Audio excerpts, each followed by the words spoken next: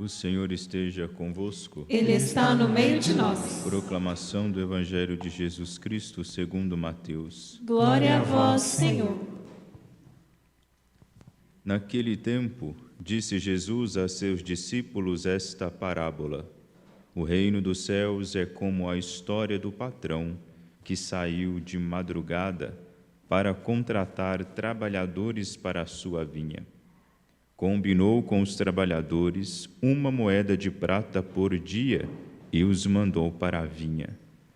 Às 9 horas da manhã, o patrão saiu de novo, viu outros que estavam na praça desocupados e lhes disse: Ide também vós para a minha vinha, e eu vos pagarei o que for justo.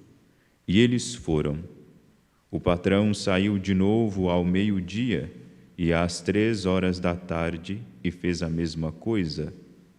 Saindo outra vez, pelas 5 horas da tarde, encontrou outros que estavam na praça e lhes disse: Por que estáis aí o dia inteiro desocupados? Eles responderam: Porque ninguém nos contratou. O patrão lhes disse: Ide vós também para a minha vinha. Quando chegou a tarde, o patrão disse ao administrador: Chama os trabalhadores e paga-lhes uma diária a todos, começando pelos últimos até os primeiros. Vieram os que tinham sido contratados às 5 da tarde, e cada um recebeu 1 moeda de prata. Em seguida vieram os que foram contratados primeiro e pensavam que iam receber mais. Porém, cada um deles também recebeu 1 moeda de prata. Ao receberem o pagamento, começaram a resmungar contra o patrão. Estes últimos trabalharam 1 hora só, e tu os igualaste a nós, que suportamos o cansaço e o calor o dia inteiro. Então o patrão disse a um deles: Amigo, eu não fui injusto contigo. Não combinamos 1 moeda de prata? Toma o que é teu e volta para casa. Eu quero dar a este que foi contratado por último o mesmo que dei a ti. Por acaso não tenho o direito de fazer o que quero com aquilo que me pertence? Ou estás com inveja porque estou sendo bom? Assim, os últimos serão os primeiros, e os primeiros serão os últimos. Palavra da salvação. Glória a vós, Senhor. Caríssimos irmãos e irmãs, nós precisamos aprender de uma vez por todas que na lógica do reino de Deus não existe, exclusivamente na lógica do reino de Deus, não existe a questão do mérito. Ele não entra, é um discurso que aqui não entra. Entra em questões, conquistas humanas, mas em se tratando do reino de Deus, não entra a questão do mérito. Por quê? O mérito não é conquistado por ninguém, ele é dado. A dimensão do reino de Deus, isto que Cristo anuncia e que será consumado no final dos tempos, isso que ele veio semear no meio de nós, deve-se única e exclusivamente por causa dele. O reino é dado a nós porque Deus é bom. Não adianta nós nos reunirmos, pode ser até com as pessoas mais fortes que nós pudermos imaginar, até com a nação mais poderosa, mais bem armada, etc. Nós nunca conseguiremos instaurar por nossa própria conta o reino de Deus aqui. É o caminho contrário, é o caminho oposto, né? O reino de Deus é o caminho oposto do caminho de Babel. Babel é aquela torre que foi construída por uma comunidade, por um grupo de pessoas, almejando alcançar a Deus pelas próprias forças. O caminho do reino dos céus é o contrário, é Deus que desce à humanidade para resgatá-la. Então não adianta a gente querer pensar que trabalhamos mais do que os outros e, portanto, no final da vida, mereceremos mais ou menos. O que é oferecido a nós é uma coisa só, é a vida eterna. O que nos é oferecido é algo que supera completamente as nossas expectativas. Não tem como receber como prêmio 2 céus. O céu é um só, a graça é uma só, a glória de Deus é uma só, a vida eterna é uma. Portanto, essa moeda que o patrão concede a todos aqueles, tantos que vieram na primeira hora, tantos que chegaram na última, é a mesma coisa, porque o patrão é bom, o patrão é Deus, o patrão é todo bondade. Ainda para iluminar esta liturgia da palavra que nós acabamos de ouvir, nós celebramos o dia de São Pio X. São Pio X foi um papa da Igreja que morreu no inicinho aí do século passado. É o papa responsável por abrir as portas do sacramento, sobretudo o sacramento da Eucaristia, para as crianças. Ele é autor de um catecismo chamado Catecismo Maior, dedicado às crianças, mas eu acho que isso para eles deve ser um motivo de grande desgosto, porque se muitos adultos forem se deparar com esse catecismo, cairão para trás, porque descobrirão que não sabem nada. Hoje é difícil, porque uma vez, eu não faço isso mais, mas uma vez eu perguntei para uma comunidade se eles sabiam os 10 mandamentos de cor. Eu queria que ao menos os catequistas tivessem levantado a mão, nem isso levantaram a mão. Nem isso. Os 10 mandamentos que é o básico, é o fundamental, é o arroz com feijão da prática cristã, da prática católica, a gente não sabe. E é alguma coisa que deve estar interiorizada em nós, para que nós andemos na justiça, para que nós nos portemos como o jovem rico, obtenhamos a vida eterna. O jovem rico, ele era um judeu lá que cumpria os mandamentos. Não era perfeito, ele estava na estaca zero. Se a gente não sabe nem o que nós devemos fazer, nem como corresponder à bondade de Deus para conosco, como é que a gente espera mais o quê? Se a gente não tem interiorizado, nós não daremos conta de cumprir, nós não daremos conta de realizar a vontade de Deus.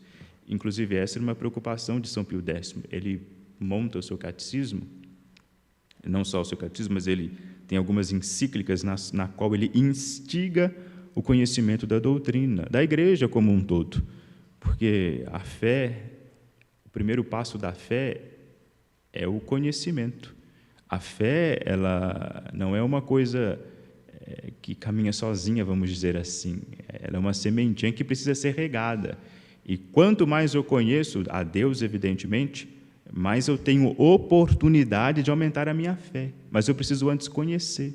Se eu quero amar a Deus, se eu quero amar tudo aquilo que o envolve, eu tenho que conhecer a Deus, eu tenho que conhecer tudo aquilo que o envolve.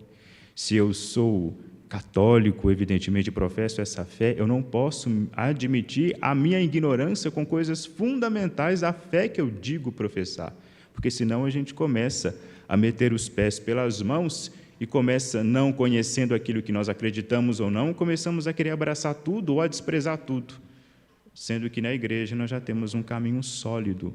Não sei se vocês sabem, dentre os santos existe uma categoria de santo chamado doutor da Igreja. São muito poucos. Se não me engano, são 36 doutores. São 36 santos doutores. Esses santos doutores, eles, na sua vida, misturando ali inteligência e piedade, devoção, caridade, esses homens mergulharam no mistério de Deus, perscrutaram o mistério de Deus e, a partir daquilo que eles experienciaram, criaram um bojo, escritos, um ensinamento. Esse ensinamento foi reconhecido pela autoridade eclesiástica, pelos papas, pelos bispos, como sendo algo salutar para nós. Não são 36 doutores, mas temos uma multidão aí de tantas outras pessoas, tantas outras mentes, tantas outras pessoas sábias que nos inspiram, nos ensinam através da sua vida e de suas palavras, para nos ajudar a compreender o Evangelho, a nos ajudar a compreender os mistérios que cercam a vida de nosso Deus, para em tudo isso aumentar a nossa fé. É assim que nós devemos ser apacentados pela Igreja. Na passagem da multiplicação dos pães, Cristo ele alimenta o povo, mas antes disso ele estava fazendo o que? Ele estava ensinando o povo. Ele apacenta o povo enquanto ensina. O povo se assenta na relva para ouvi-lo, para alimentar primeiro o espírito daquela palavra, que é a palavra de vida, a palavra de salvação, que ele derramava para todos eles ali. E nós temos, a Igreja, ela é uma grande cascata, uma grande porta aberta de onde jorra uma quantidade enorme desta água viva, de modo que todos podem ter acesso a ela. Há muitas linguagens que traduzem aquilo que ela crê. Há muitos jeitos de dizer a doutrina, há muitos jeitos de dizer o Evangelho, há muitos jeitos de dizer, de conduzir-nos pelo único caminho da salvação. Mas para isso a gente tem que conhecer, para que conhecendo nós possamos crer e crendo nós possamos amar.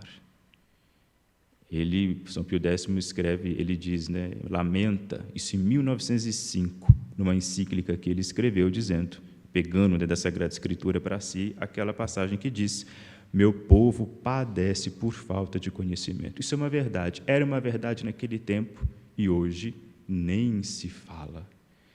É difícil dizer, em poucos momentos, auferir a temperatura ou medir a gravidade da situação atual. Mas não é segredo para ninguém que nós estamos vivendo um tempo de crise.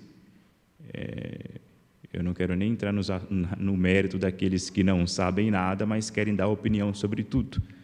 Mas há pouco interesse real de conhecer tudo. Nós não queremos conhecer mais nada, porque conhecer leva tempo. E a gente não quer gastar tempo com nada. A gente não quer gastar tempo nem para comer, a gente quer fast food. Quer parar o carro do lado de uma empresa determinadas aí, que distribui esses alimentos rápidos, quer com 15 minutos, ou até menos do que isso, ter o seu lanche ali, você come aquilo até com as mãos mesmo, sem cerimônia alguma, e pronto, acabou. Queremos diversões muito rápidas, ficamos navegando horas e horas no Instagram, no TikTok. Antigamente, a gente conseguia ver coisas com 15 minutos, 20 minutos, etc. Hoje não, a gente quer coisas com 50 segundos, 1 minuto. Quando passa de 1 minuto, nós já nos agoniamos mais. Nós ficamos agoniados demais. A gente quer coisas muito rápidas. Aprender inglês com 3 meses, etc. Gente, a gente esqueceu que nós somos humanos e somos seres de processo. Estamos sendo iludidos mesmo com a ilusão do imediato. O imediato é ilusão, nada é imediato. Esses vídeos de 50 segundos que nós vemos aí na internet demoram horas para serem montados, para serem feitos. Nada é imediato. Então, a gente tem que começar a criar essas barreiras, primeiro, essas barreiras que a cultura atual nos impôs, para que nós possamos começar a purgar mesmo, purificar dessas coisas, começar a abrir-nos à realidade de fato, que exige de nós tempo e exige de nós processo. E assim nós conseguiremos ter pelo menos um pouco de predisposição para voltar a querer obter conhecimento. E com paciência, que é uma virtude teologal, buscando, meio que a palpadelas, buscando conhecer mesmo a igreja, a esposa de Cristo, essa que ele elegeu, que ele escolheu, esta que é a administradora dos sacramentos, esta que ele fez porta de salvação para a humanidade, para que conhecendo ela a gente vê o quão rica ela é, para a gente até parar de falar que é católico por nascimento, não, ser católico por convicção. Eu sou porque eu conheço, eu sei o que ela significa, eu sei o que ela prega, eu sei o que é que ela é, e eu sei qual que é os efeitos de eu me considerar católico e praticar a religião católica, para que assim Satanás não venha e não nos disperse, não nos espalhe e não nos seduza do caminho que conduz a nosso Senhor Jesus Cristo. Que a Santíssima Virgem nos ajude, também contando com a intercessão de São Pio X, para que nós tenhamos abertura de inteligência e de espírito. Temos também virtude da paciência, para buscarmos, mediante a sabedoria divina, conhecer aquilo que para nós é benefício, para que possamos rejeitar todas as seduções do maligno, por Cristo nosso Senhor. Amém.